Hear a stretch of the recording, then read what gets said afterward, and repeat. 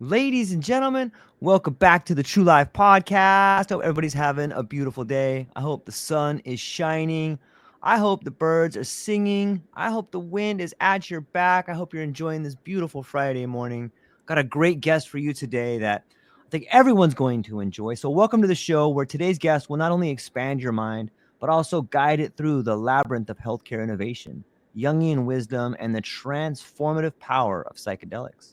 Jessica Tracy is a trailblazer in the realm of mental health, advocacy, and psychedelic integration. As the founder and CEO of the Sage Collective, she's on a mission to bring the extraordinary potential of psychedelic-assisted therapies and mindfulness practices into the very fabric of our healthcare system. Think of her as the bridge builder between ancient wisdom and modern medicine, a Sherpa guiding us up the mountain of transformation, one insurance policy at a time. Jessica's journey is as multifaceted as a kaleidoscope with nearly 20 years of experience spanning group insurance, clinical genetics, health tech, and psychedelic therapies. She's been the strategist behind innovative healthcare delivery models that make the inaccessible accessible. From underwriting and analytics to helping health systems build centers for psychedelic healing, she's proving that even the healthcare industry's shadow side can find its way into the light. Her work with the Ketamine Task Force and various clinical certifications in psychedelic therapies speaks volumes about her commitment to bringing these life-changing modalities to those who need them most. Jessica isn't just advocating for change, she's orchestrating it, weaving mindfulness and psychedelics into the fabric of insurance and healthcare. Jessica, thank you so much for being here today. How are you?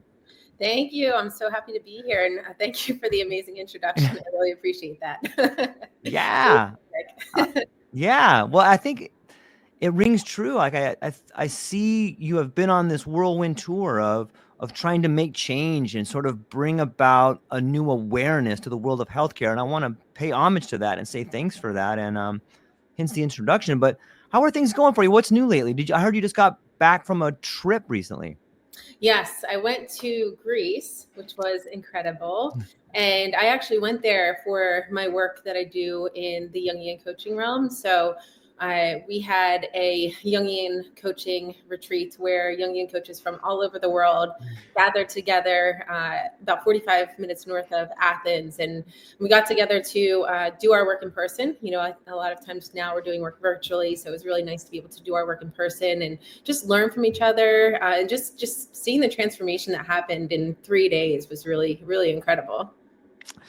What an amazing adventure it sounds like. And then to sort of be you know, immersed among your peers and figuring out some things. It just sounds like a fascinating time. I actually have a couple questions regarding like the Jungian approach, and I thought I'd just start off with one right here. It's pretty interesting, and let me look it up here. It's Carl Jung believed that one does not become enlightened by imagining figures of light, but by making the darkness conscious. How do you see this reflected in the psychedelic experience?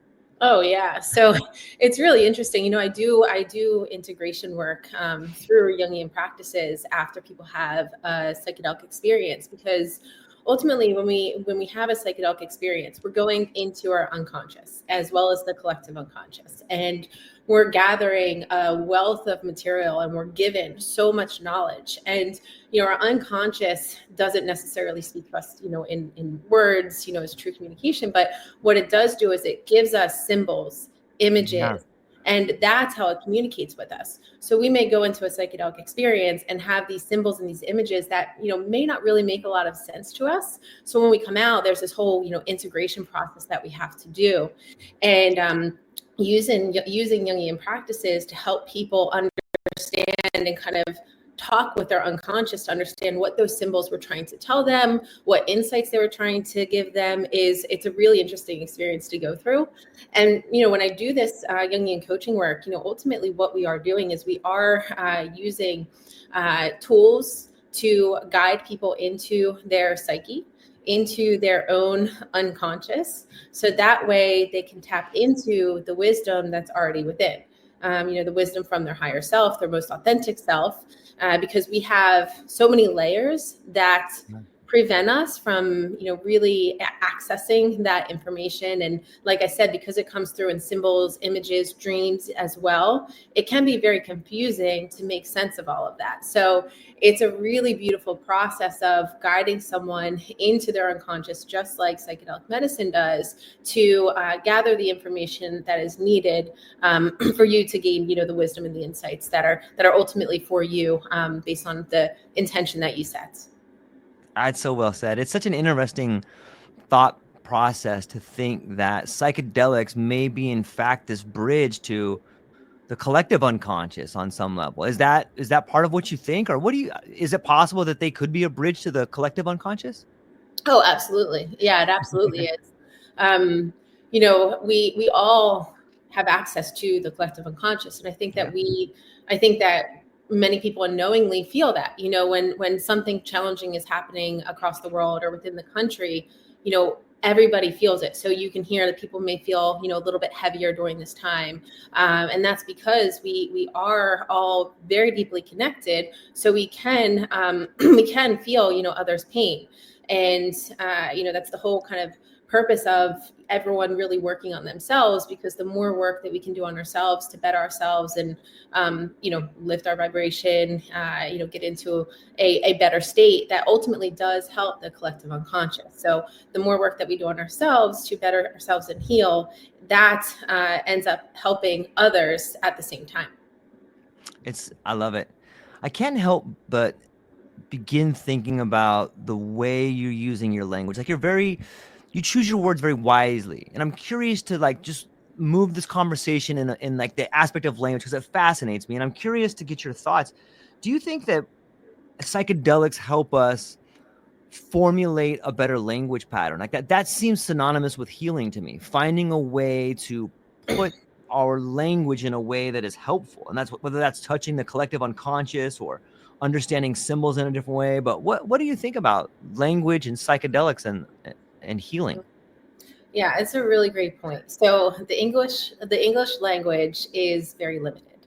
And I personally find that, I even have a hard time explaining some of like the vastness that I feel, or truly Totally. what I want to communicate, because I very much am kind of intuitively connected through kind of sensing and feeling and understanding emotions, and that can be hard to communicate with the words that we have.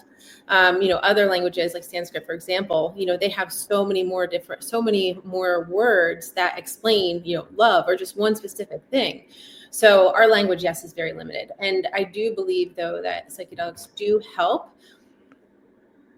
They help us to better explain maybe more of these complex ideas. And I know for me, I tend to find a lot of maybe through these experiences, I'm able to kind of get downloads almost of like a way that I could portray this image that I see in my head, or, kind of this feeling or this kind of like broader awareness that I have, this broader perspective that I have on something that may be very complex.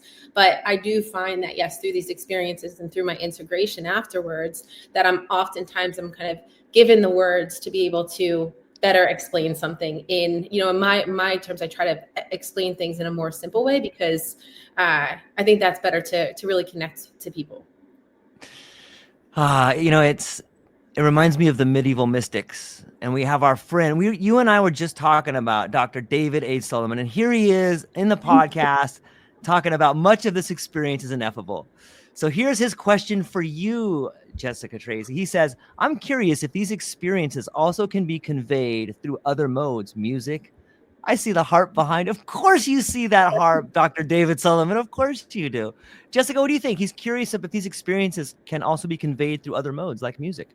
Oh, yeah, absolutely. So music can also take you on a journey. And I use a psychedelic journey, right? But, without the plant medicine. Absolutely. So, if you look at the shaman drum or the frame drum, for example, right, that's the drum that cultures all over the world, as far as we know and can see back, have been using that drum to take people on guided journeys.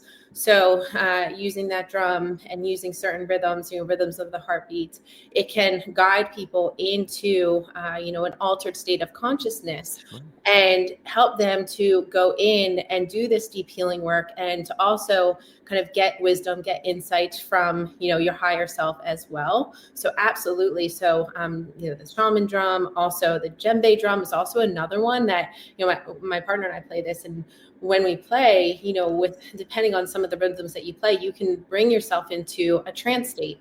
And when you're in that trance state, that's ultimately what helps do some of that healing work, work on the nervous system. And also it kind of helps you get into a very meditative state, because it helps to kind of clear the mind of thoughts, the rumination that ultimately is kind of what blocks us from getting into those deeper, more altered states of consciousness.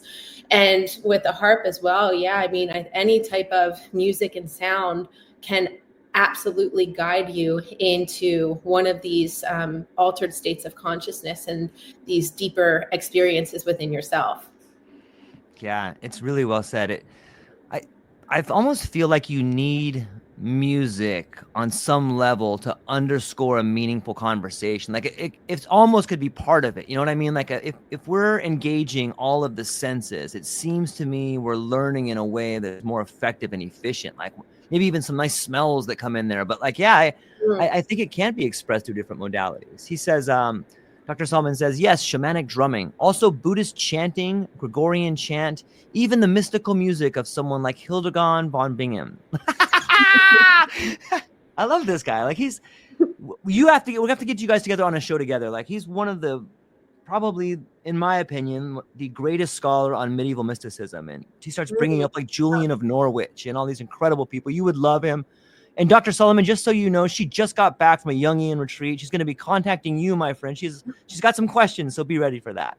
So what else is he saying here? This one is for you too, Jessica. He says, and the harp particularly is so much about vibration, which you mentioned earlier. What is your relationship with that, Jessica? Oh, yeah. I mean, there's a lot of, I think, people within my community that do believe that frequency vibration is medicine, and I believe that as well. My dog was just sick the past week, and we didn't know, the results weren't looking very good, and every day I played harp over him, and you could tell that afterwards, like the pain that he was experiencing was subsiding, and he was calmer, and he just wanted to relax and lay there, and he wasn't like whimpering anymore. So absolutely, I mean, music, frequency, vibration, it is all healing. It's medicine. I think that we have been taught to look externally for medicine, and sometimes it's necessary, right? I think we're all very grateful for the Western medicine that we do have that is necessary, but there are many times where we feel as though we need to look externally for that healing, when much of that work can actually be done within ourselves. And, there is a lot of power in meditation, in affirmations, in frequency and vibration, in music, and changing your thoughts, changing your thought processes, and, what you're thinking is really, really important to help shift that. Your body, your cells, they're always listening, and our body is water. And when you're putting kind of sound and frequency into water, that also kind of has a ripple effect throughout the body.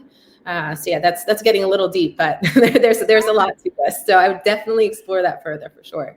Yeah, it's exciting to me. I feel like we're sort of reimagining what healthcare can be. We are sort of really starting to look into these other modalities that have been used for centuries. And you may not see it a lot in the textbooks of modern day science, but you do see it in the scriptures and the texts of the, traditional wisdom, I guess, on some level. We got Christian Gray, amazing philanthropist, incredible individual, super fun guy to be around. He says there is a great signal channel that focuses the role of music during psychedelic journeys. It is. There's a lot of, I've spoken to some sound healers that are really using sound as sort of another modality in conjunction with psychedelics, much like you were talking about earlier, to really help people go that extra mile and integrate. Can you tell us a story about, do you have a particular experience, Jessica, where you've used sound to really help someone break through different arenas or different mindsets or different Yeah, problems? absolutely. So, there's kind of like a flow that can be really helpful in helping people to get to some like very deeply rooted traumas. So, working with different instruments like shakers and like Mhm. rattles, that can really kind of stir up some of the stuff that's very deeply rooted that maybe we are having a harder time accessing or may not be as readily available because of all of the kind of like protective layers that we've built, in Totally. our conscious reality. So things like rattles, shakers, drums, that can really get into, those areas where some of these things are tucked away and can kind of bring them to light. And, to your point earlier with the Carl Jung quote, that's the whole point, is to bring the shadows, to bring the darkness into light, into conscious reality, because once we're aware of it, that's when we can do the work and help to process those traumas, integrate those experiences. And ultimately the whole goal is to really like harmonize, right, to Yeah. balance the light and the dark, to bring the shadows to light. The shadows oftentimes have really incredible insights to share with us. They just do them in maybe a not so pleasant way until they're heard. Oftentimes they have to be heard, and once the shadow is seen, then it almost softens, and it's like, in a way, it wants to kind of collaborate with you and actually give you guidance. It just sometimes, I believe, it has to be so scary or so loud or so maybe not like your highest self, in order to be seen. So sometimes I think Yeah. that it acts that way, because if it was just nice and kind of quiet and friendly, and we're not gonna be like, oh yeah, we're fine. I don't need to hear you right now. So it's like it wants to be seen because it wants to integrate, it wants to harmonize, it wants to give us information. Yeah, I love that. Yeah, it's sometimes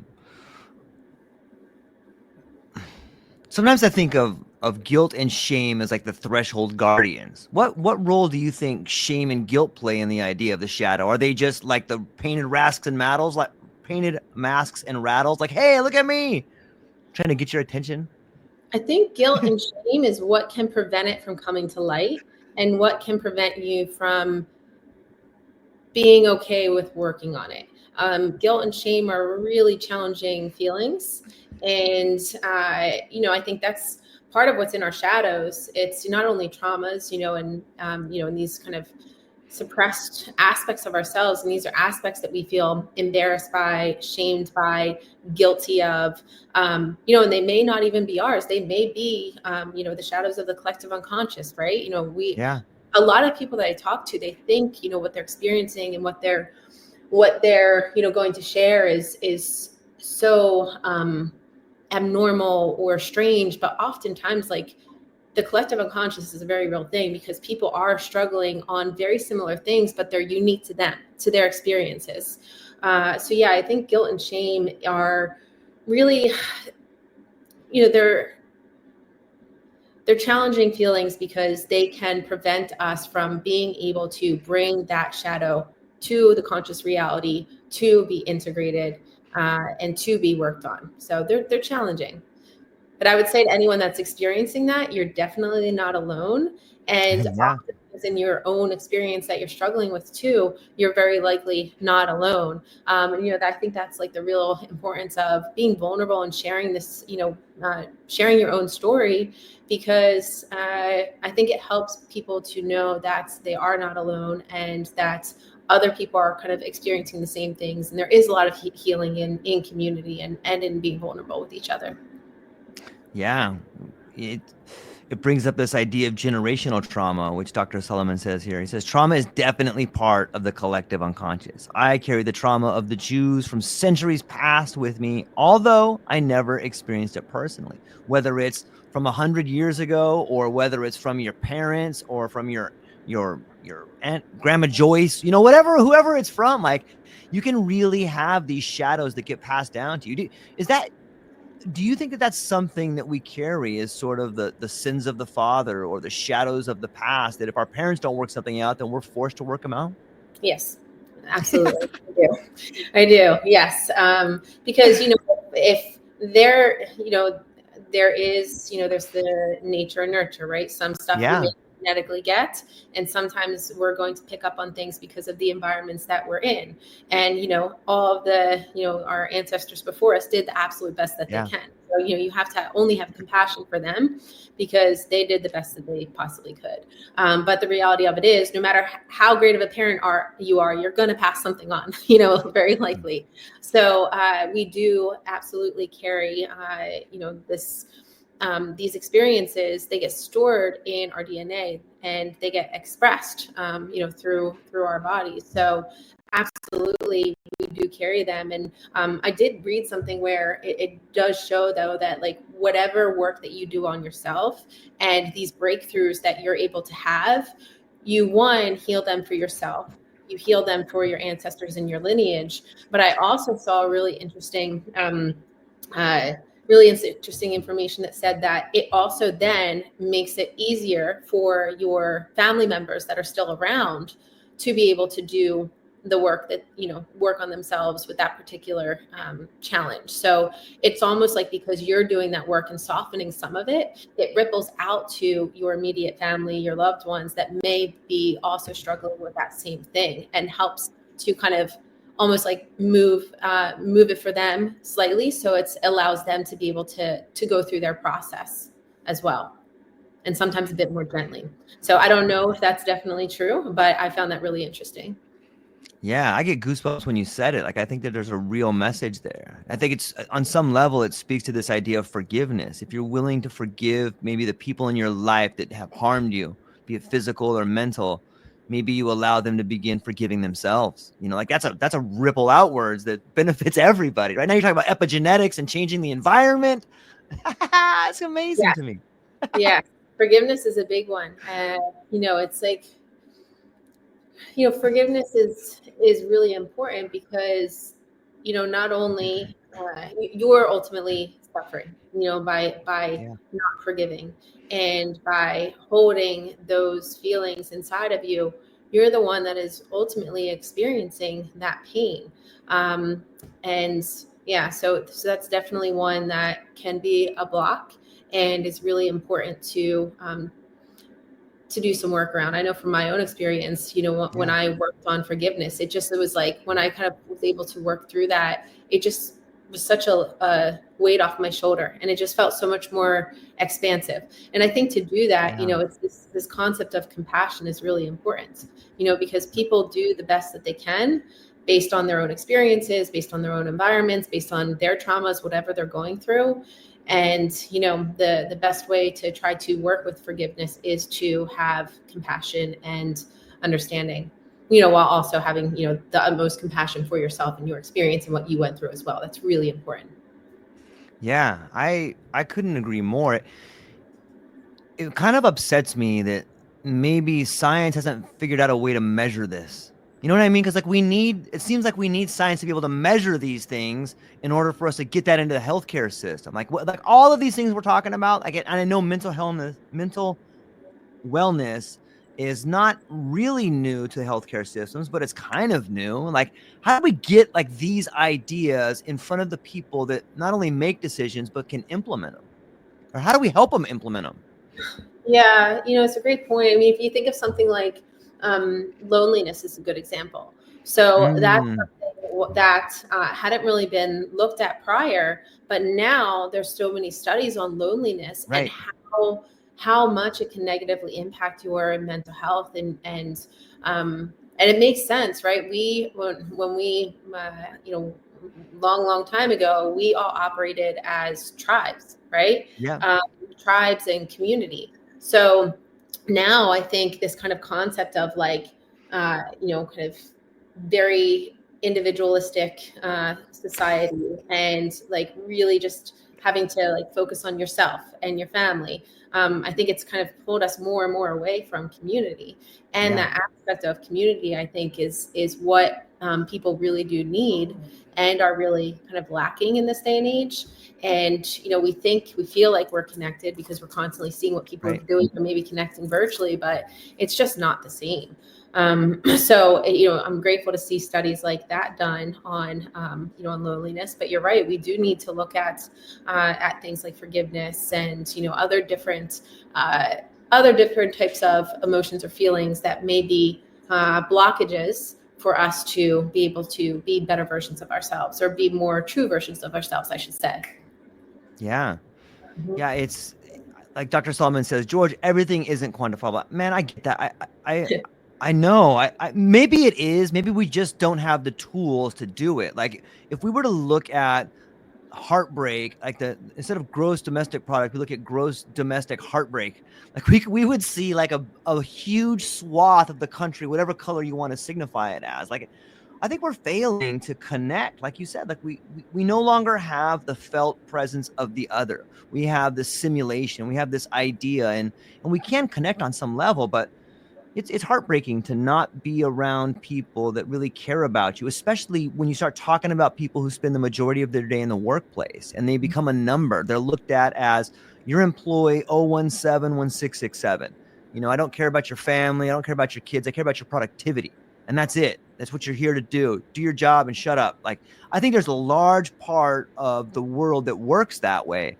And I think that leads to a lot of the crises that we're in, whether it's loneliness, whether it is, failed marriages, failed parenting, it just leads to so much distress. Is that too crazy to think about, or am I just ranting like a crazy guy right now, or No, both? I don't. I don't think so.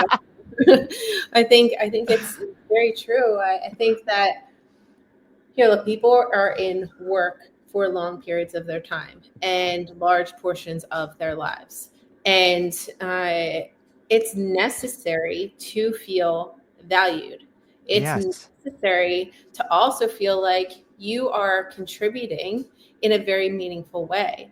And I think for it to be in a meaningful way, it does have to kind of come from your heart and kind of come through you. And I think in some of the ways that these really massive organizations operate, to your point, when they do look at people as just like a number, or a piece of a financial model, Right. then a lot of that gets lost. And work could potentially be a really helpful community Yeah. for individuals, but I think that oftentimes it's actually a detrimental place that can cause a lot of the mental health conditions that they're struggling with, like anxiety, like depression. So I think that it is really important. And I know people in HR and wellness. That's their goal is to try to create Right. this aspect of community, but it's also hard. Yeah. How are the best mechanisms to do that, and especially because everyone is so different. So I kudos to everyone that is trying to focus on Yep. building community within the workplace, because it's necessary. And I always think about, you have to just bring some of this like non-traditional stuff in there. Like Yeah.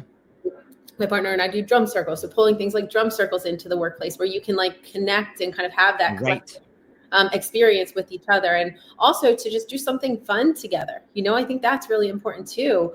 And employers try to do that, with health fairs and different days that they have. So yeah, keep doing more of that. But all of that stuff is so important. Again, people need to feel fulfilled. They need to feel like they are really, I think, helping to give, but also being seen for what they're giving, and this kind of acknowledgement and this recognition for kind of who they are and what they were able to give, and kind of like letting their gifts kind of be shown and be seen. Yeah. I agree. I think that there's something to be said about an individual being separated from the fruits of their labor. How many of us get up and go and do something, but then we never really get that product or that service that we're providing? We produce it, but we don't ever get to be part of it. I think it harkens back to the ideas of like shared goals and, like, more importantly, shared sacrifice. Like this idea of shared sacrifice and being part of the whole and getting to see how things work out in a way, like, it's so valuable and it's so welcoming and it's so embracing to be like, look, we did this together. This is all of us. Yeah. I agree with you. Yeah, it's really important, because then people understand how important Yeah. their specific piece is. Yeah. And they can see that it actually is very meaningful, and you are very much an important part of the puzzle. Yes. Um, and literally from like every single job, like a janitor is just as important and just as critical as an executive, right? Because they are keeping the environments clean, and so that people can feel good and want to come into the workplace. Like I very much have the belief that everybody within the workplace is extremely important. And, if you can kind of think of every individual as the CEO of their Yeah. own role, and if you can like have people come in with that mentality, like, look, this is you own this. You are the CEO of this specific thing.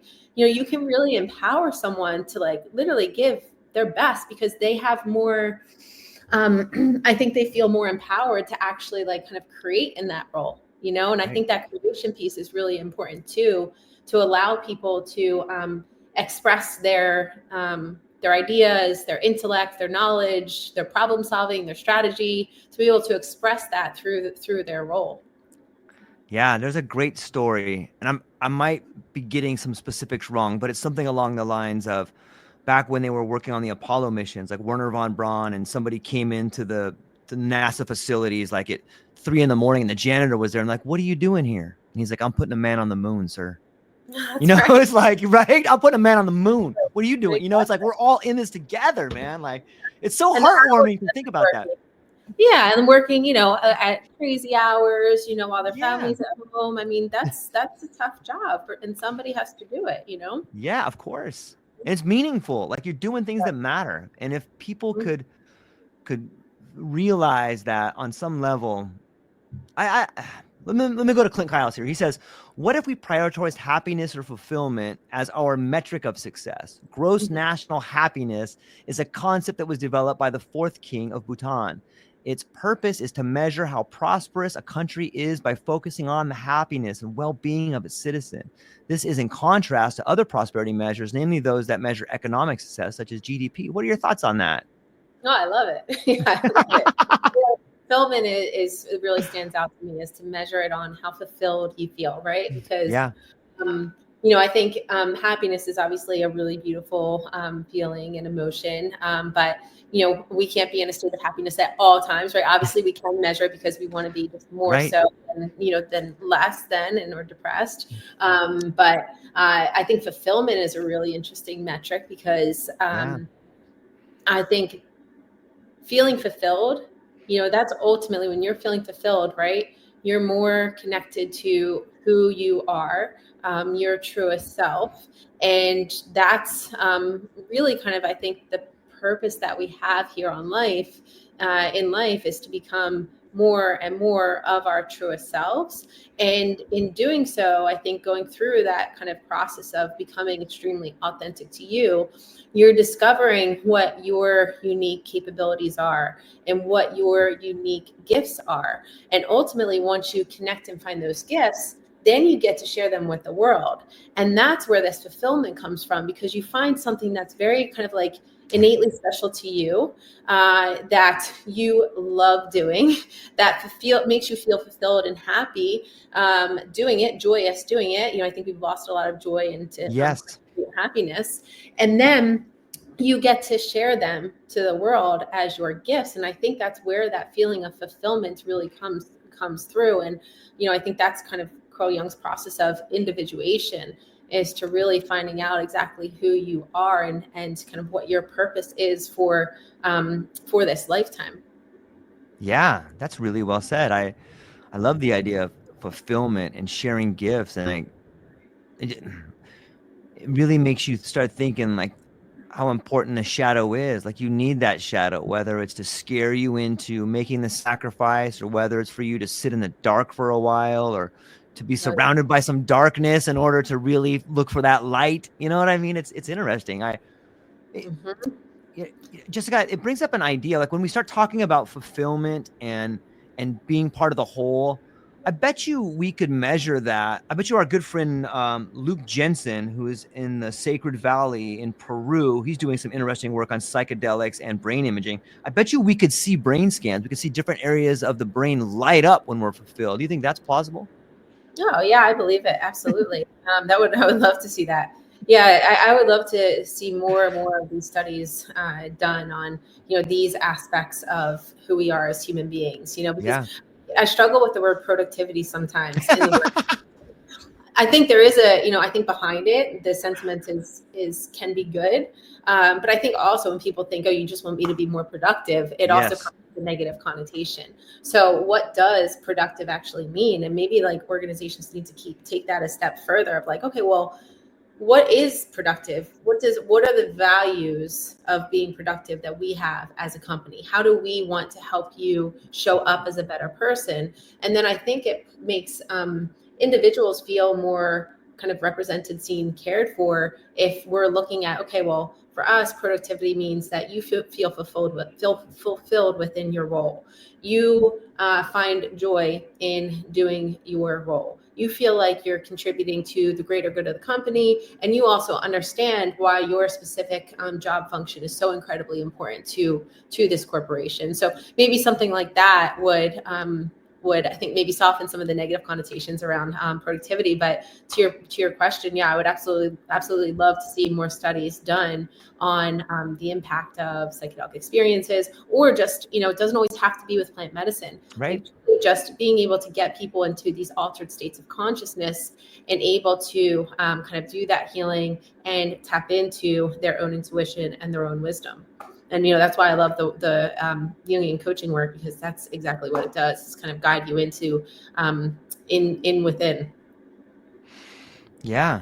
It's I can't help but think about productivity and the way the English language has the ability to be adaptive and change. And maybe what you just said maybe strikes me as our definition of productivity is beginning to change. And I think that productivity, especially like if you use like the metaphor of like the older companies, like maybe a company that is a multinational corporation that has a large board of directors that are seasoned individuals, like they have an idea of productivity because their shareholders want something. But then you look at an agile startup and they have this work-life balance that's often seen as a pejorative to some of these bigger companies. Like, you have a work-life balance, but you don't want to make money. What's wrong with you? But like, if we just pan back, like we could see the word productivity slowly changing its form into something that is a pejorative, into something that's more meaningful. Like, Yeah. is that possible? Do you think that can be happening? I think it's necessary. If you're, I do, if you're so overworked and you're so stressed out because you don't have work-life balance and you don't have, an ounce of time to yourself, and you're just in fight or flight or survival mode. If Yeah. you think about how many people operate, and I lived a lot of my life like this because I was always, Yep. I put so much value and emphasis into the amount of hours I worked and how much of my energy and life I poured into, this career woman that I was at the time. And I still very much am, but it looks so much different for me now. And what I find is that, but from shifting from this, kind of like perfectionist driven type of work that was just work hard, play hard, never have a second to myself. And I was just draining myself. And yes, was I getting a lot done? I was, but the ability that I have now to be way more strategic and to think through problems differently and to accomplish the same thing is much different. And I'm able to do so much more with less time. And that is what allows me to have this work-life balance that is so important. And, I think that too, it's really important for our own mental health to have this space and to have that balance, because you just can't be operating in that kind of survival or fight or flight mode all the time. The reality of it is we can't learn, we cannot grow, we cannot evolve when we're in that mode. And I think many people, for me, like I didn't even fully realize that I was constantly always in that mode of just like, what's next? I got to get something done. I have so much to do. My to-do list is a page long and I got to get this done at home. And I would just try to do it all. And I always did it all. And it just burnt me out. And I was getting panic attacks and I had such bad anxiety and I was having insomnia. So then the next day, I was going into that environment trying to do all this work again, but I just wasn't healthy, I think emotionally, mentally, because I was so kind of like strung out from doing too much. So, if I see what I'm able to create, develop, contribute now, it's on another level. I think because I have that space and I found that balance, and it just allows so much more impactful, meaningful product to come through me. Product is probably not the best word, but so much more to come through me. Was there like a significant event? You talk about being being a career woman that culture thrust upon you, their vision. Maybe you didn't say it exactly like that, but it seems to me that you were cast into this position that you thought you had to be in, having anxiety, like getting all these things done. And like, was there an event? Was it a psychedelic journey? Was it maybe a family member dying? Was it part of you dying? Like, what was the catalyst for you to be like, wait a minute, I can't do this anymore, I'm not happy? Like, was there a particular time that you can remember that really kind of pushed you over the edge to change or to grow, I should say? Yes, definitely. So I think there was a lead up to a very pivotal point. So I think there was a lead up of just kind of looking around. So I was in career. I was a producer, vice president, producer at a consulting firm. And, I'd worked my way up to the ladder from like the ground up, and I was so proud of myself, and I was, making all this money. And at the same time, I was making more money than I ever did. And I was one of the top producers, but I was empty. I was feeling empty, and I wasn't feeling fulfilled. And it felt like it was never enough, it wasn't ever enough for the company, nor was it ever enough for me. And I just kind of looked around and I said, what are other people experiencing that are in this role? And I didn't see like the level of kind of happiness or fulfillment that I had hoped to see. And, some people very much were, but I think for me, it was just an environment that I didn't feel like I could thrive in any longer, because I was having a lot of those. It was ultimately myself saying, Jessica, you're not in alignment. Yeah. You are working yourself to the ground. You are not on the path that you're, meant to be on at the moment. So that anxiety, those panic attacks, the insomnia, they were alerts. They were alerts for me to say, you need to come back to yourself. You need to look within, and you need to come back into alignment and get on, the path that you're supposed to be on. So that was kind of like a buildup towards a psychedelic experience that I had. And in that experience, I had, what you would call an ego dissolution, where I could feel everything that, I kind of call like the human condition. Yeah. All aspects of ourselves, the kind of blockages, the walls that we build, the kind of like chains that we put around ourselves that we don't even intentionally realize that we're doing it. I felt them all disintegrate.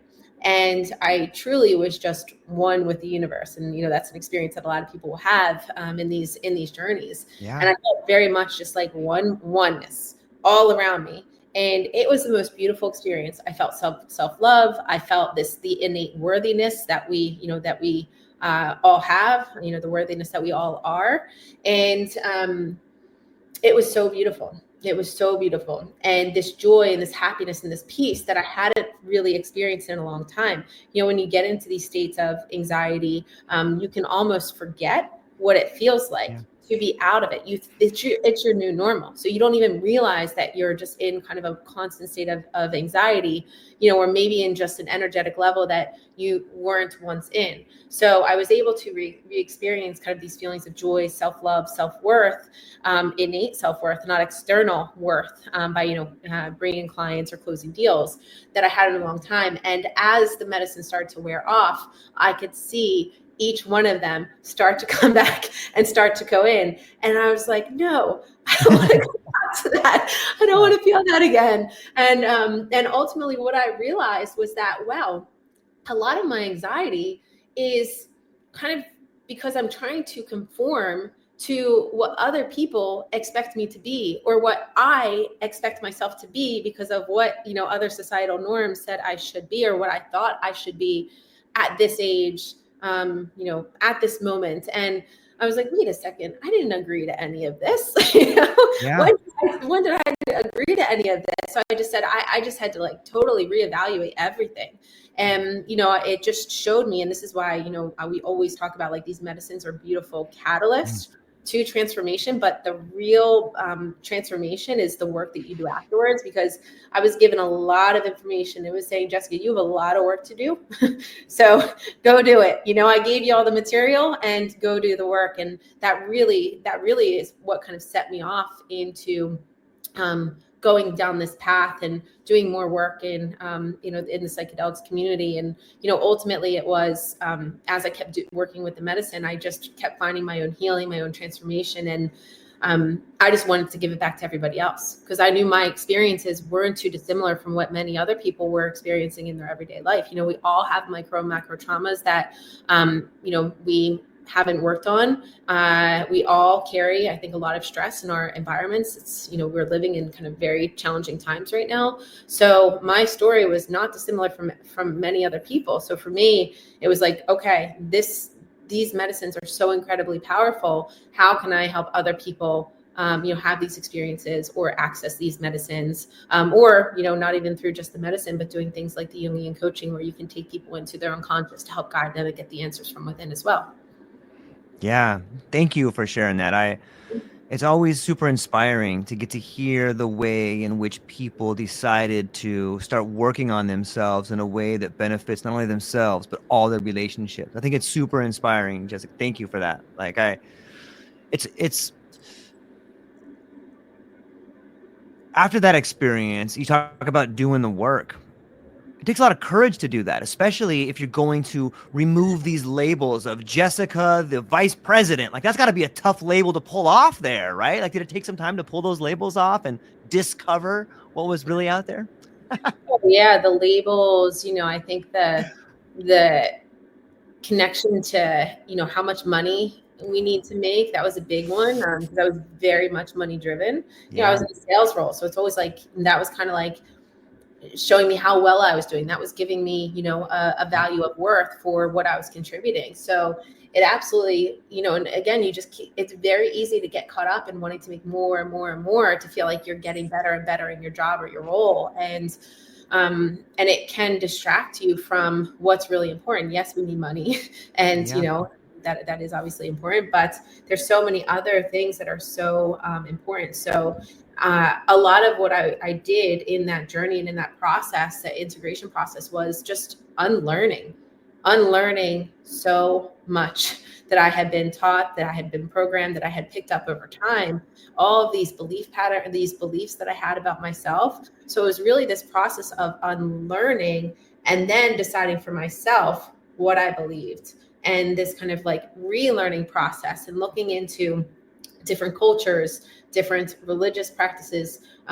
spirituality, and just really kind of looking at all the information, and then deciding from there what I believed and kind of who I was. So it did take a lot to undo that. And it's not an easy process, because your ego is going to fight you.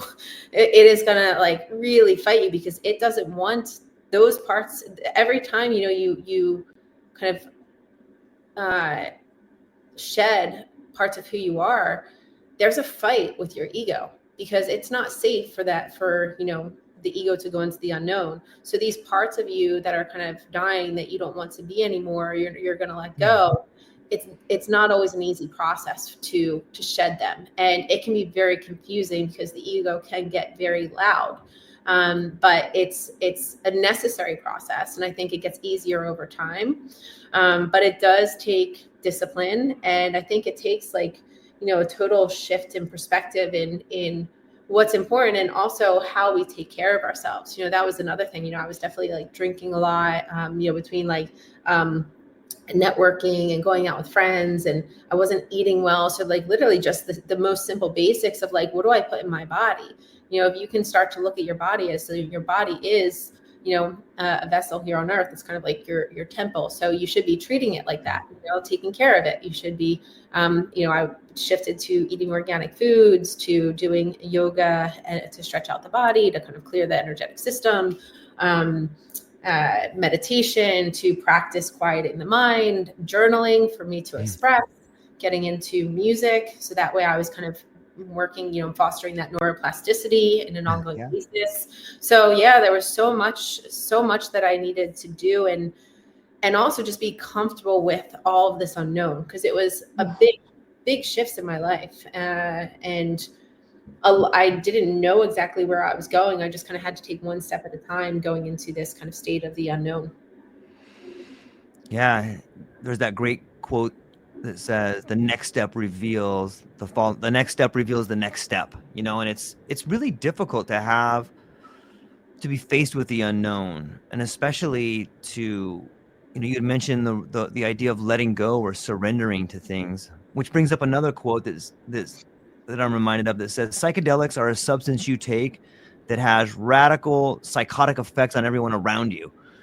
Like it makes everyone else, like you can ruin relationships. Like maybe you don't ruin them, but like sometimes you take psychedelics and you cut off that relationship. You're like, wait a minute, this is a very unhealthy thing I'm doing here.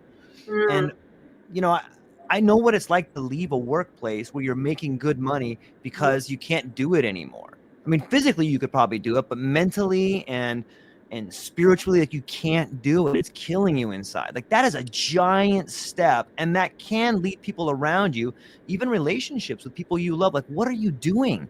You're gonna leave this thing, Jessica? What's wrong with you? You know how much money you're making?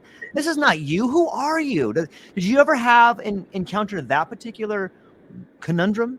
Oh yeah. Yeah.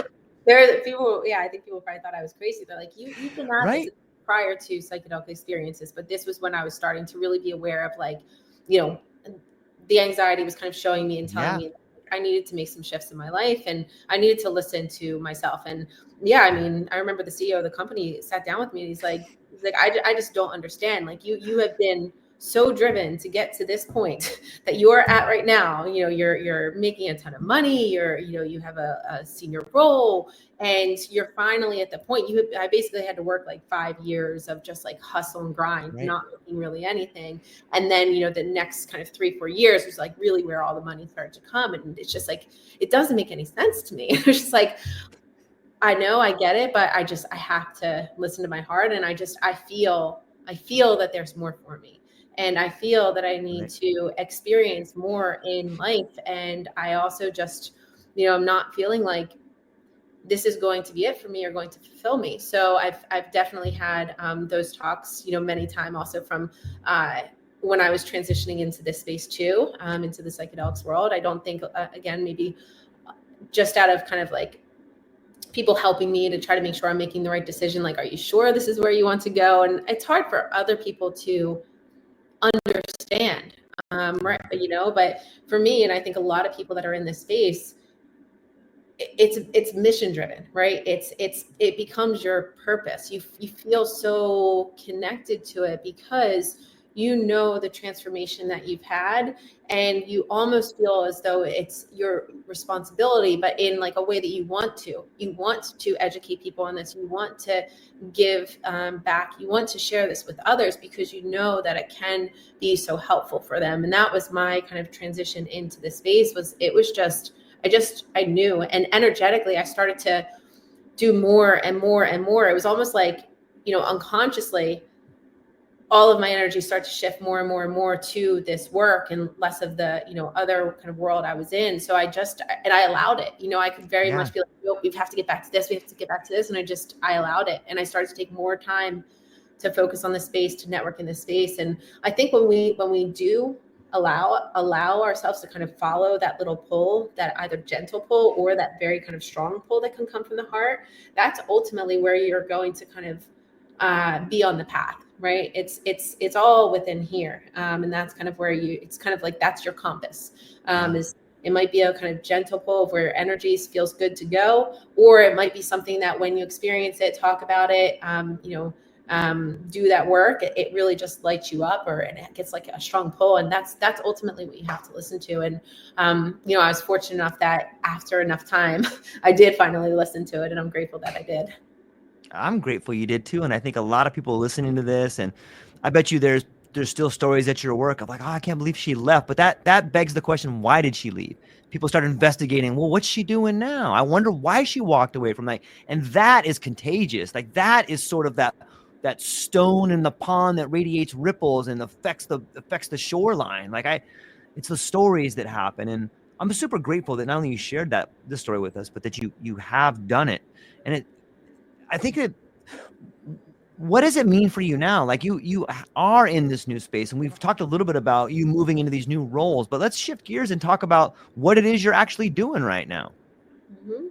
Yeah. So in the psychedelics world, I'm very much focused on education and access. So I'm working with an organization called Anthea, and our mission is to help people get insurance coverage for these medicines. Right. So we work with employers, unions, EAPs to be able to cover these therapies, only the therapies that are FDA approved medicine or legal. So what we're focused on now is helping employers to, one, understand the benefits of ketamine assisted therapy, as well as psilocybin therapy and some other kind of innovative mental health approaches.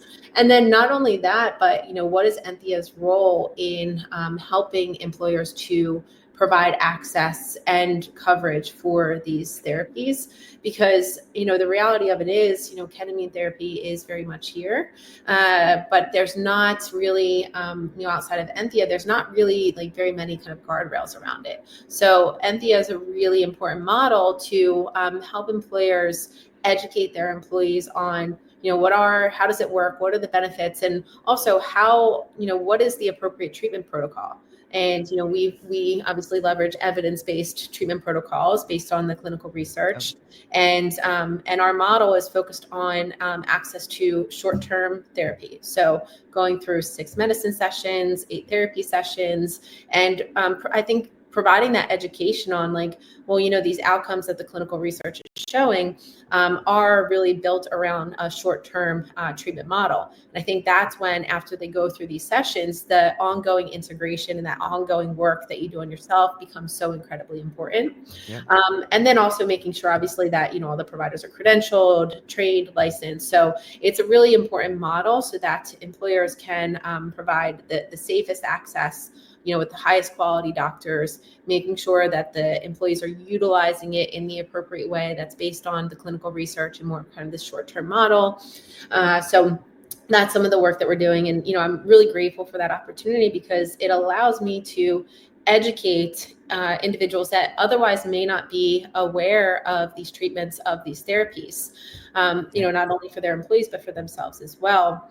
And it's also really exciting that we'll be able to, this is actually new, we'll be able to help employers cover psilocybin treatments as well in Oregon and, soon Colorado. So that's a really beautiful opportunity to be able to help people access that and to be able to help people afford it, because it can be expensive. So yes, some of the work that I'm doing. And then, I'm also looking at integrating psychedelic medicine into addiction centers. So I think that that's really important too. I think many people don't know, but with the 12 Steps program, the individual that invented the 12 Steps program, he used LSD to overcome his addiction. And then through that experience, he came up with the 12 Steps. So I think that, in these addiction centers, it's very much like all drugs are bad. And I guess I just don't look at psychedelics as drugs. I look at them as really powerful medicine, and medicine that can really be influential in, some are influential in actually, breaking the addictions. But I think more importantly, many people that struggle with addiction, they're struggling because there's some unresolved trauma or some challenging experience that they've had that they haven't been able to work through, because many of us don't have the tools to work through them. So if we know these medicines are really powerful in helping people to get to the root cause of what's causing these, underlying these conditions, then we can help people to heal that part of them and help people to, no longer feel the need to have to rely on something to, ultimately numb themselves, or help them not think of that past experience, or not feel, kind of the outcomes of that. If you think about like PTSD or anxiety, like they're very visceral feelings, extremely visceral feelings that can come on out of nowhere. And that's really challenging and scary. You know, I dealt with that a lot, of this kind of like fear, worry, and doom that would come out of nowhere for no apparent reason. It's a very scary thing. So being able to, I think, understand where it's coming from, and to have the experience and the integration to be able to work through that and kind of resolve some of those traumas, I think is really the future of helping people through addiction. I love it. I think it's applicable in so many areas. You know, I used to be a Teamster, and shout out to local 996 and 542 and the Teamsters everywhere. Like, and as a UPS driver, and I know a lot of people that find themselves at a job like UPS or FedEx or even Amazon. Like, the dirty secret is, like, there is a lot of violence that happens in these places, like a lot of it. Like, you don't have to comb the headlines too much to see workplace shootings. Like, I remember when I was at UPS, like a couple times a month, maybe not, a couple times a year, you would read like this little blurb about someone that shot up a place, and you're like, oh my God, I've seen threats at the center that I worked at. And I can't help but think, if the Teamsters or the UPS pension plan or UPS as a corporation offered this particular therapy, I guarantee you there would be less violence. I guarantee you there would be less accidents. And like, it's mind blowing to me to think that that's not on the table. Like, if you could stop workplace violence, like, what does that do for productivity? What does it do for productivity when the guy or girl comes in and they no longer want to kill their boss, like, or hate their boss on a level that's visceral? Like, that person's going to be a little bit better of an employee. Like, these particular therapies, while they could be scary for people, or they may not yet fully thoroughly understand how to fund it, they could be life-saving for lots of people in the workplace. And I think it could really change the way people work in that environment. And I just wanted to get at that. And I know there's going to be tons of UPS listening to this one. So my shout out to all the UPS drivers out there. You guys are amazing. You men and women are amazing. If you work at UPS, I love you. But we should be thinking about implementing this, especially with the Teamsters throughout. I really hope that it's something that can be done, and it should be done. Like, I know that you have worked with Dr. Bronner's. You and your team have gotten this particular ketamine therapy into different places. How does that look on the horizon for more places adopting this? Yeah, I agree with you 100%. And you know, I have actually done a lot of work with unions, and I worked with the Teamsters as well, the Teamsters of Philadelphia and vicinity. And nice. I personally love working with unions. And they're some of my favorite groups to work with. And I agree with you 100%. I've actually been doing a lot of work to educate unions. And we were just at IFEBP to present to that community on the power of psychedelic medicine, and that it's here, and how can you safely provide access to your members and ensure that it's the right treatment, the appropriate treatment, you know, the right treatment protocols. But yeah, I 100% agree. I mean, the union members, they have really challenging jobs, right? They're very challenging hours. They're very strenuous, you know, hard labor. It's hard on the body. They're very exhausted at the end of the day. And it's also very important work. And, you know, and I think when we think about that type of, you know, it's not all men, there's women there too, but also it's a lot of men with, and the mentality tends to be, you know, don't deal with it, you know, just brush it under the rug, you know, like, don't talk about it. There's a lot of stigma around talking about emotions, and they also don't want to, you know, I think many people don't want to be on a medication every single day. So oftentimes, then what is your medication going to be? It's going to be alcohol or some other substance or some other thing that you're going to engage in that's going to get you to not think about, you know, what you're dealing with, or not feel what you're feeling. So oftentimes what we see is, you know, within these populations, there's a high prevalence of addiction. There's a high prevalence of suicide. Suicide for labor and construction, it's 4 times the national average. It's 5 times greater than any other workplace fatality combined. And I very much believe that there's a lot of suffering, a lot of quiet suffering that's going on within union populations. And, you know, talk therapy is good, but oftentimes when you have like kind of these really strong defense mechanisms, you can't get under the hood to what needs to be addressed, and talking about it can be really challenging. And that's the beauty of these medicines, because the medicines ultimately will help to, you know, soften the default mode network. And it also is going to soften the ego, right? So it's going to kind of help you to bypass some of those defense mechanisms so that you can get into the trauma or whatever you need to work through and bring it to light, and do so in a gentle way. And then you have, kind of on hand what you need to work through in therapy, in integration, and you can then do so in a very meaningful way. So I absolutely believe that these medicines can be so healing for that community, and for unions, for firefighters, Yep. for police officers. There's Sarko Gregarian. He's in the township of Winthrop in Massachusetts, and he's a really big advocate. He was on How to Change Your Mind, talking about these therapies. I think it was MDMA specifically for police officers. And a lot of these individuals, they struggle with PTSD because they see really traumatic situations, and then they're bringing that into work.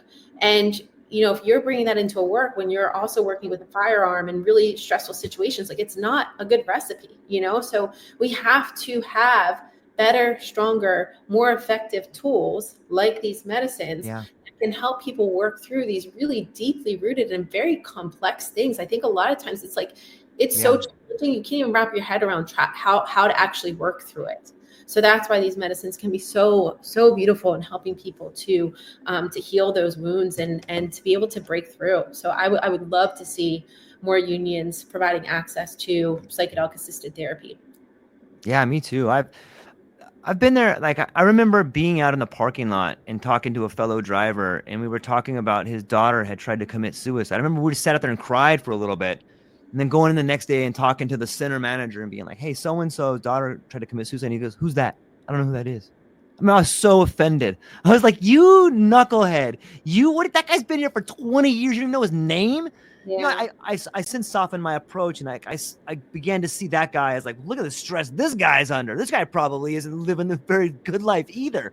But it's that tension between the two classes that are perceived two classes inside that structure that is just causing so much of the detrimental problems, not only in productivity, but in reduction of service and, the relationships between everybody. And I really think that these medicines have a great place in the healthcare system if we can be and have an open and honest discussion about how they can help and why they can help. And a great point, like you said, about the police officer who's not only bringing that into work, but what about bringing that home? Like, his wife has to feel that. His kids have to feel that on a level that's damaging them. And then we get back into the idea of relation or generational trauma. Like that, now they have to carry the shadow with them on so many levels. It's such a deep problem.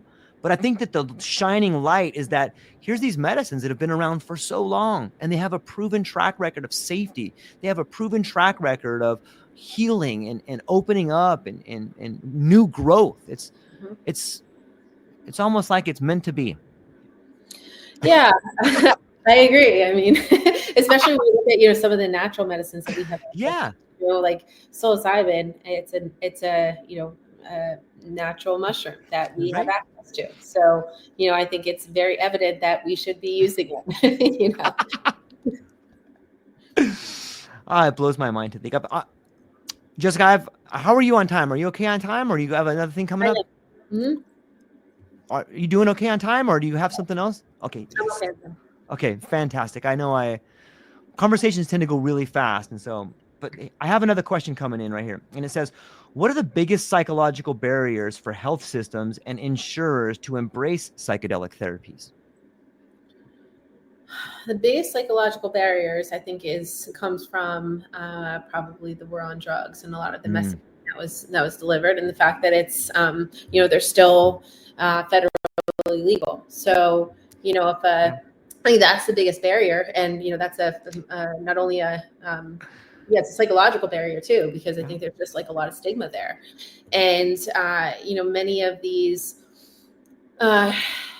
I think many people weren't educated on these types of medicines, throughout their schooling, to become a doctor, become a physician, often wasn't, really taught back then. So there's definitely a lot of, I think, just lack of education or more education that's needed.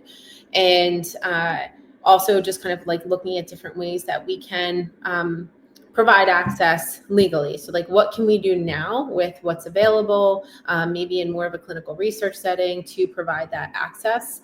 But I think even for health systems too, if it gets legalized in a specific state, but it's still federally legal, then would that impact like funding or something like that? So those are some of the things that I think that they have to think through. But the reality of it is, I mean, if you look at, a health system, and they're treating patients, they're struggling with the same thing that employers are struggling with, that people are, with mental health, many people are the prevalence is increasing, right? And more people need help. So the system, the resources that we have are impacted because so many people need to use those resources. And it's still really challenging to get an appointment with a therapist or a psychiatrist, and it takes a lot of time. So the reality of it is, these health systems need to be able to provide solutions that are helping to resolve these conditions. I don't want to use the word curative, because we're always going to be having to work through things, but we need medicines that can really help people have these breakthroughs and not need to be in the system anymore. Like, there's too many people and not enough resources in the kind of world of mental health. So if you think about anything like, could you cannibalize on certain business that a health system has? When it comes to mental health, I think it's necessary because their therapists, their psychiatrists, they're oftentimes overworked. They're getting burnout. We need to get more people kind of out of the system. And, my mind, if you think about like, well, innovation and attracting new patients and attracting new people to your health system. I mean, how powerful would it be if you can say, well, we're actually helping people to break through their anxiety, break through their depression, break through their PTSD. They're not relapsing, within the first year like many people do. So if you can come and say that you're having this level of outcomes where people are having these breakthroughs and they're no longer needing therapy or medication or whatever it may be anymore, then in my mind, people would travel to go see them. You would flock to somewhere where that you can go and get healed. Yeah. And then with insurance companies, obviously there's still the issue with legality, but I think for them, there's just so much education that's needed to help them understand how safe these medicines actually are, and how beneficial they actually can be, and also to get maybe a bit more education on what some of the current medicines and the current pharmaceuticals are actually doing to individuals. I was just on a webinar yesterday with Outro Health, and they're doing some really amazing work to help people taper off of their medications. And they were talking about the withdrawal experiences that people have after getting off of their medications, and how detrimental they can be and how long they can actually last. And many times these withdrawal symptoms feel like the condition. So you think you're just getting the condition back, but it's actually the medicine that's causing it. So I say this because, when I talk to insurance companies or I talk to employers, there's like so much scrutiny over, which, I understand it's new, but there's so much scrutiny over these medicines, and they are, very safe. And if they did put the same level of scrutiny into some of the other things that they're covering, I wonder if they would want to even cover it, if they did that level of analysis into it. Yeah, it's amazing to try and differentiate science from company science. You know what I mean by that? Like, this is company science. Like, look how good this looks on paper over here. This is amazing. It's interesting to think about. Here's a great question. It says, if healthcare systems had a collective shadow, what would it look like, and how can it be transformed? Oh boy, collective shadow. Well, man, I think there's a lot of this is gonna be tough. I can say this. Look, the reality of it is, insurance companies, they're corporations, and corporations are driven by money, right? So I would say the shadow side would be this kind of maybe greed, or this kind of need for more and more money. So that could be the shadow. Because I think that if it wasn't about the money, I think that we'd be running insurance companies a lot differently. Yeah. And I think that it would be way more focused on preventive health care versus, a model that's really built around sick care. So yeah, I mean, there's definitely there's definitely shadow aspects to insurance companies. That's a really great question. But, I think we have to help them come to the light, right? And, Sure. and give them tools and solutions that are really focused on helping people to heal, helping people to have these breakthroughs and not ultimately like not have to utilize insurance, right? I think that's really the goal for everybody, is to not utilize the insurance that you have. So to not need to go to the doctor, to not need to go into the hospital. And the best way to do that is to keep the mind, body, the soul healthy, right? All of it has to be healthy. And I think we've spent so much time just focusing on physical health. And, that was kind of this era that we were in. It's everything physical. Yep. Then, focus on like, okay, well, what about the mind? We have to actually heal the mind. And the mind, if we can heal the mind, that's ultimately going to ripple out into healing the body as well. We're going to have more positive thoughts, more positive thinking. And that really does have an impact. Your thoughts really do shape your reality, your external reality, as well as your the experiences that you have. So we just don't focus on that enough. And, you see more and more around companies covering like things like meditation and covering yoga, and that's so important. And I would love to just keep seeing more and more of that. And everything I'm saying, it's not to kind of like take away from all of the amazing things that some of these companies and insurance companies are covering, because there is some of that as well. So I just want to make sure we address that. Yeah, no, I on some level, I think it's necessary. We spoke earlier about the shadow and how it can seem like this giant, scary monster, but in the end, it's just trying to get your attention. And if we hold that for a moment, and then we combine that with the story that you told us about your transformation, might we be living through the transformation of not only an aging boomer class, but an aging insurance class? You know what I mean by that? Like, if you start looking at the models, like if you pull back the curtain, you can see new models emerging. Like, okay, we're going to charge you only if we fix you. Like, there's these new models that are emerging. Like, well, that's a pretty cool idea. I don't thoroughly know how it works out, but let's investigate that more. And we start talking about healing the mind. And maybe if we stop focusing on all of the horrible sickness and start focusing on wellness, the sickness begins to fall away on some level. Not ignoring it, but like, okay, let's study these people that are crushing it. Like, let's study these people that have a really amazing wellness and figure that out, instead of focusing on people that have this really horrible sickness. And maybe we start to change our awareness, and where our awareness goes, our energy flows, or something along those lines. You think we're moving into a new dynamic or a new era of insurance where we change the way we actually care about ourselves and it works? Yeah, it's interesting. I was I did this training program before, and they talked about how COVID, that period of COVID was kind of like this collective ego death that we all kind of went through. And there was this kind of like breaking down that everyone had to experience, and that everyone did experience as a collective.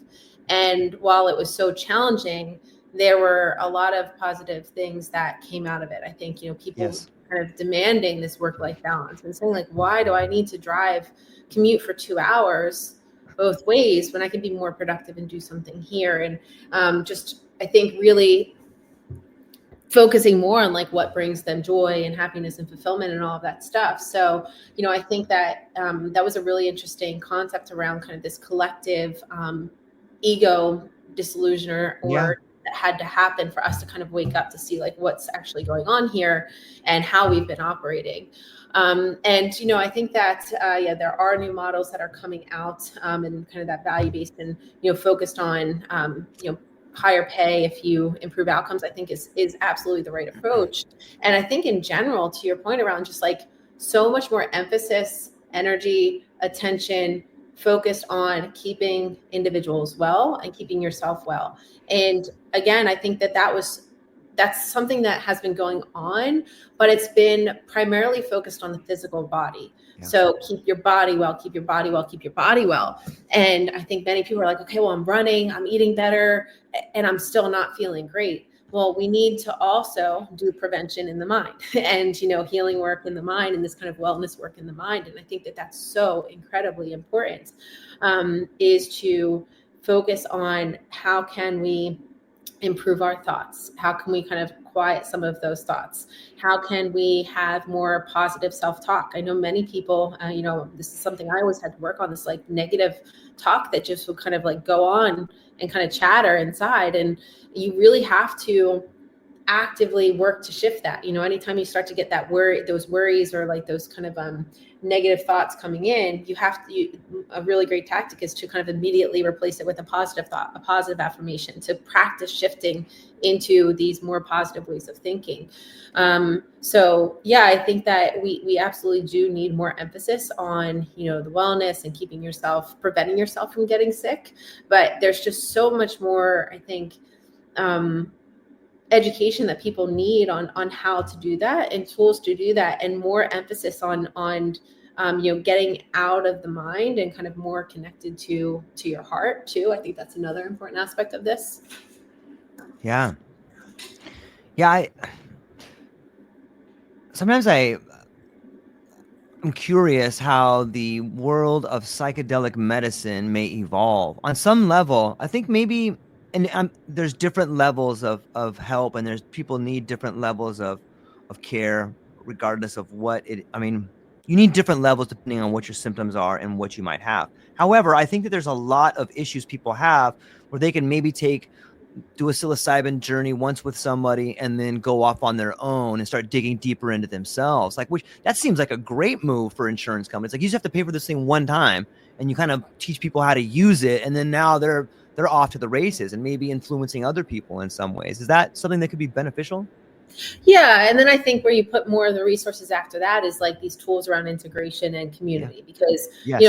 look, you're going to get a lot from these psychedelic experiences, right? And, not everyone is equipped to be able to integrate those experiences. So, yes, you can have massive transformation. We've seen people, stop drinking after, one psilocybin experience, like totally quit cold turkey, or, be kind of in bed and not be able to kind of, really function, and then be able to like just find joy and happiness again. So they really are beautiful medicines. But the reality of it is, though, there is a lot that is going to come through those experiences. And it's really important to give people the tools thereafter, because I do believe the integration is the most transformative part of the process. So if an insurance company or an employer can cover for one psilocybin experience, and then we put a lot of emphasis into also providing access and coverage for the integration and the therapy, and then also education into things like, well, how do you change your diet? What are more education around nutrition, more education around how things like yoga can help, and not just physically, right? I think many times people think about yoga and think just physical. That's what I thought at first, but it's beyond that. It's actually like really clearing kind of our energetic system. So, and the power of meditation. For me, I thought meditation was a bunch of BS, and yoga, and I was like, I'm never doing that. I'll stretch. I don't need to stretch. I'm going to go lift. And then, and then I would say, I'm not gonna sit for 3 minutes. I have stuff to do. And then even if I tried, my leg would be shaking. I'd be tapping. Right. I physically couldn't do it because the amount of anxiety I was carrying. But then once I understood, like, well, why do you need to do it, and what is it going to bring to me later? Then it's something that I really wanted to work towards. And then I had to find the tools that were right for me. So for me, like when I started this, it was 3 yoga poses and 3 minutes a day. That was it. Every morning, that was that. And it had to happen immediately as soon as I got up out of bed, because if I didn't do that, it wasn't going to happen. If it was any longer than 6 minutes, I was not going to do it. I was going to go to the gym or something. So once I built up a habit, then it's expanded into what is my kind of daily devotion practice that I do to take care of myself, to stay grounded, to prevent anxiety from coming through, to, improve my sleep. And now I have, an hour to an hour and a half long practice in the morning. And if I don't do it, I can totally see the difference. I mean, I'm distracted throughout the day. I am not as grounded. I feel like I can't be as present. So these practices are so incredibly important for just like daily performance optimization, mental health. So I think that if we can teach people this, and then the other thing is also too, like having expressive outlets is another really important aspect that we should be investing in, helping people to have these expressive outlets, whether it be music, dance, whatever it is for them, because we do need to express and allow ourselves to come through us through that expression. So being able to invest in things like that, I think, would help to go back to the concept of fulfillment. So you're improving yourself mentally, you're healing your mind, you're grounded, you're clearing your thoughts, you're having more positive thoughts that helps to shape your reality. And then you're able to like express and kind of move things through your body. That's really where a lot of this emphasis should be put into for employers. And, I would love to help employers design programs like that are really cultivated around these like very sound practices that I think are age old, that we just kind of forgot and maybe just didn't really fully understand kind of the why behind it. But once you understand the why and then you feel it after, once you really start doing it, it's something that you'll want to do all the time. It seems like it has such a community building effect too. It's one thing, and it sort of reminds me of someone that does a psilocybin experience by themselves, and then in a group, there's like two different feelings. It sounds to me so with this practice is like if you did it by yourself at home, or if you came into the office and you had like this group activity. Like, are there benefits to doing it alone and in a group, or what do you think? Yeah, absolutely. Yeah. I mean, so, doing it alone, it gives you obviously the space to like really kind of like have your own personal experience, and there's beauty in that, and obviously healing in that. But doing this work in community, I mean, there's been a ton of studies around how impactful community is and how impactful it is to the actual healing experience, and that it can improve the outcome, and that also just doing some of, even not any like psychedelic medicine, but doing activities in community is extremely healing. Doing, let's say, drum circles, or dancing, or maybe doing art together.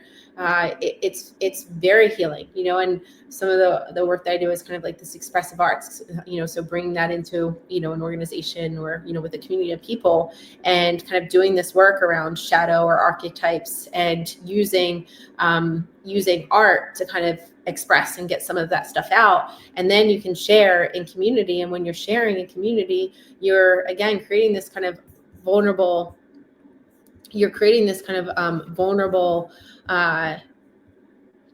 aspect where we can all kind of come together and experience healing. Sorry, I had a call come through, so I lost the camera for a second. Yeah, no worries. No worries at all. I just got a couple more questions, and then I just want to end up with, I got 3 more awesome ones. And like, let me just start off with this one right here. How do you envision the relationship between science and spirituality evolving as psychedelics become more accepted? That's a great question.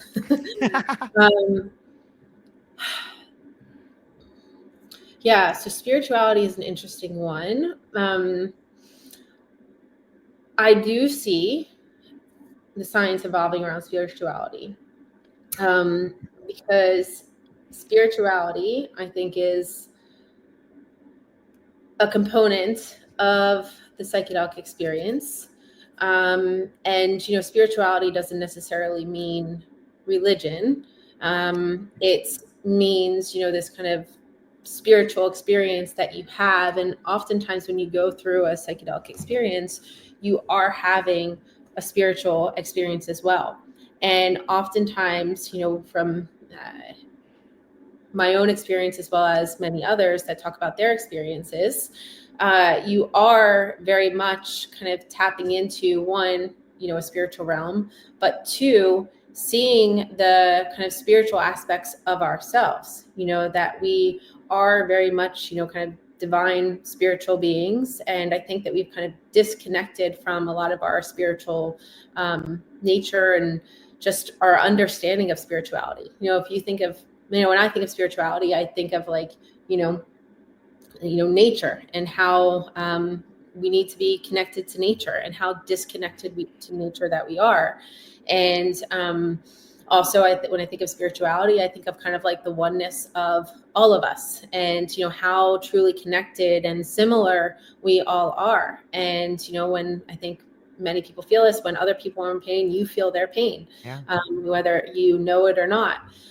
So this kind of like connectedness to nature, to each other, I think that that's kind of what becomes more apparent when you start working with these medicines. And how powerful we actually are is kind of another aspect of spirituality that I think that you experience with these medicines. And going back to like science, if you can understand, one, how much healing we can do through ourselves, through changing Yeah. our thoughts, through kind of really through more positive beliefs about yourself or about your experience, and the power that the mind actually has to help facilitate some of that, or the healing that can be done through nature. I think that I'd like to see more and more science study that, and there are some studies, going around, these studies done on that as well. But this kind of concept of expanding our perspective, expanding our awareness, expanding our consciousness, to be more kind of spiritual. And when I say spiritual, again, it's not religious, but more spiritual beings, which ultimately means that we are more connected to nature, more connected to, or see how connected we are to each other, more connected to our innate power within, and our true selves, our most authentic selves, and continue to become more of that. So yeah, I'd like to see more of that done. And then also just looking at how healing some of these like currently non-traditional practices can be, I think, is another aspect. Yeah, I think it's phenomenal. I echo that sentiment. I I think the further we go down the road, the more you see those two things as the same thing, or I think there's so much involved in science and spirituality. I really feel like they belong together in a way that is meaningful, and it helps us understand and maybe measure more of what's out there. What role do you see psychedelics playing in addressing not just individual suffering, but systemic issues like inequality or environmental crises? Great question. I think that kind of, to go off what I was just saying, Right.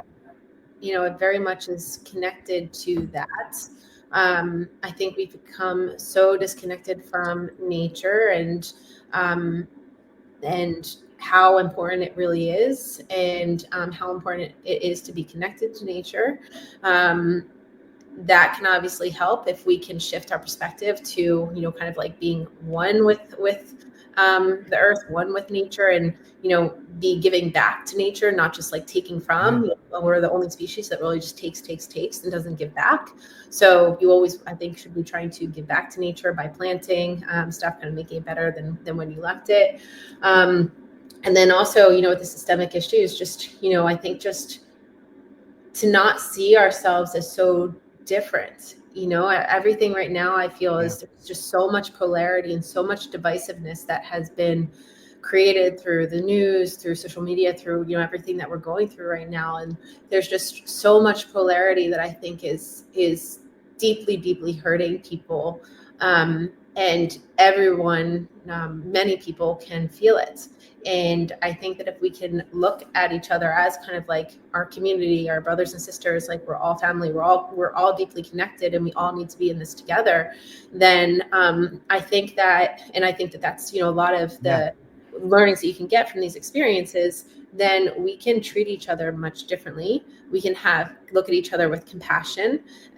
We can understand that everybody is really just a culmination of their own past experiences, and their own traumas, their own hurts, and just I would say maybe live in a more compassionate way.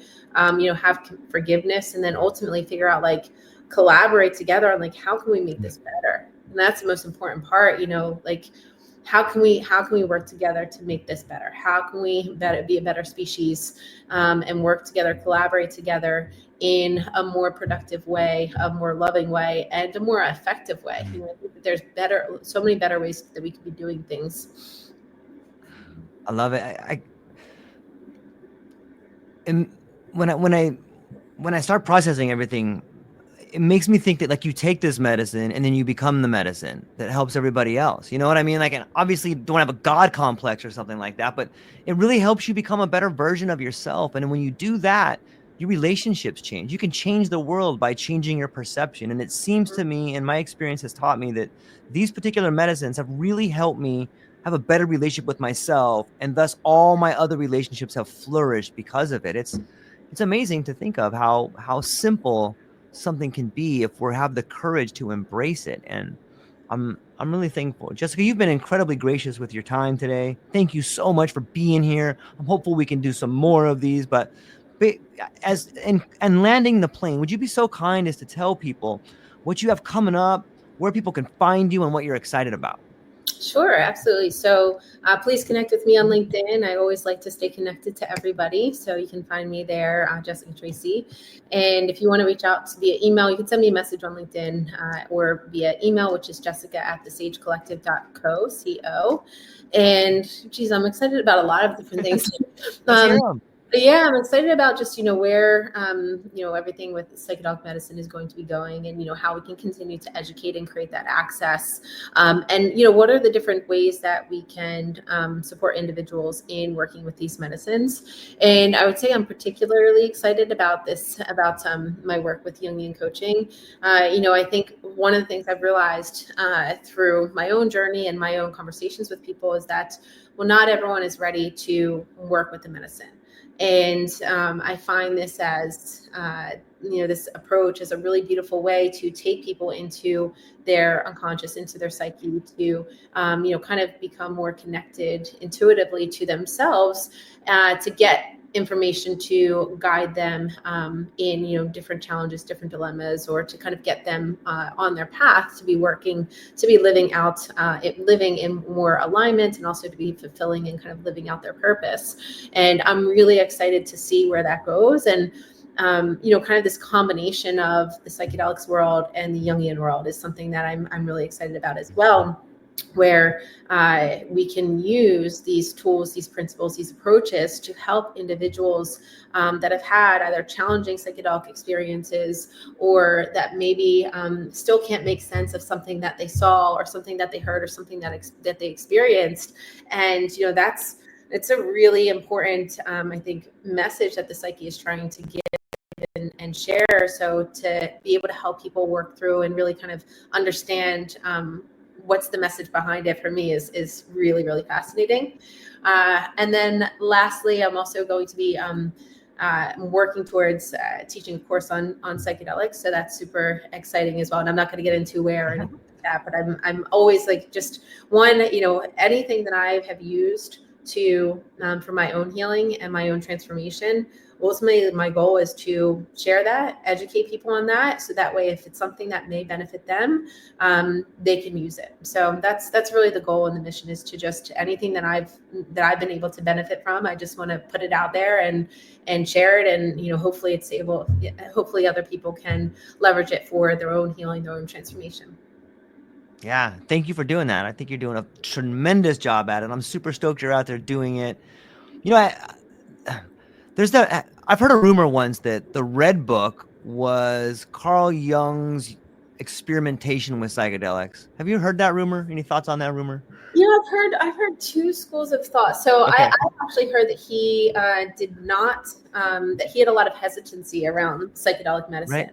and I think the reason being is that he could very easily go into the unconscious and Right. go into the psyche and work with the shadows, like without the medicine. And Right. I very much connect to that, because that's a lot of what I experience as well, is being able to very much see the complexes, the shadows, and symbols and images, whether it be just kind of like going in there, having it come to me, or through dreams. So I think that if he did end up taking psychedelics, he probably ended up seeing, wow, this is like very, very similar to what he was experiencing in his own work. But, it could make sense that those stories and what he wrote were through his own psychedelic experiences. But from my understanding, a lot of that work was just this kind of very intentional self-study that was kind of always going on.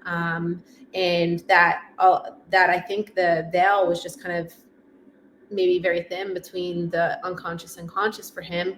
So this material was, it was often brought to the forefront and often brought into his awareness, whether he found ways to practice going in there or not. It was brought to his awareness. So he was able to write about them because they were so evident. I think many people, the unconscious, it does impact how you're acting and what you say, but it's not as evident. We're not as, people may not be as aware of it. But the more you do this work, and I think even the more you work with this medicine, you are able to tap into that space a lot more easy. And I think a lot of what he wrote was just that he was either intentionally or just kind of happened for him. It was easier for him to tap into that space. Do you think that all this turmoil, this time of change we're in, is like an unconscious explosion into the conscious? Yes. Yes. I mean, that's the work of the collective conscious. And so, yeah, and that's why, we always go back to, everyone hopefully can be doing their own work on themselves to better themselves, and to focus on, like, it's with so much negativity in front of us all the time between news and social media, you're just always seeing things that are like negative, and that causes a lot of fear for people. And, it's easy to worry and to feel sad about it. I shouldn't even say it's easy. It's natural to worry and to feel sad about that. That's often a lot of, what that purpose is, to kind of, a lot of the news, it keeps people divisive, divided. So I always, try to focus on, like, okay, well, what do we want to see, and how do we want this world to be, and how, what's my role in helping to make that shift? So if we can always try to focus on, well, what do we want this world to be like? What do we want to see? What do we want to experience? And then how can I show up to kind of be that change? Everyone is very powerful. So one person showing up in, the change they want to see in the world is going to have a massive ripple effect in everyone in their community and beyond. So just kind of like really understanding the collective unconscious and what we can do to improve our reality is to first start within. And, I know it to be true from my own personal experiences. Once you realize that everybody is a mirror for you, and that everyone is just kind of mirroring what you have going on internally, like, you can really start to intentionally making these changes and being more aware of, like, how you react, and just showing up more intentionally of how you want to be and how you want others to treat you. I think absolutely does have pretty massive shifts in your environment. Yeah, I love it. Jessica, super thankful for everything today. Ladies and gentlemen, if you're within the sound of my voice or Jessica's voice, go down to the show notes, whether it's today, live, tomorrow, or 5 years from now. Go down and check out the show notes and reach out to her. She's doing some incredible things. And I think that if you're interested in this, she'd probably like to hear from you. So go down there. Jessica, hang on briefly afterwards. But to everybody else, I hope you have a beautiful weekend. I hope you choose to do some work and make yourself the best possible version of yourself, and all your relationships flourish. That's all we got, ladies and gentlemen. Aloha. Thank you.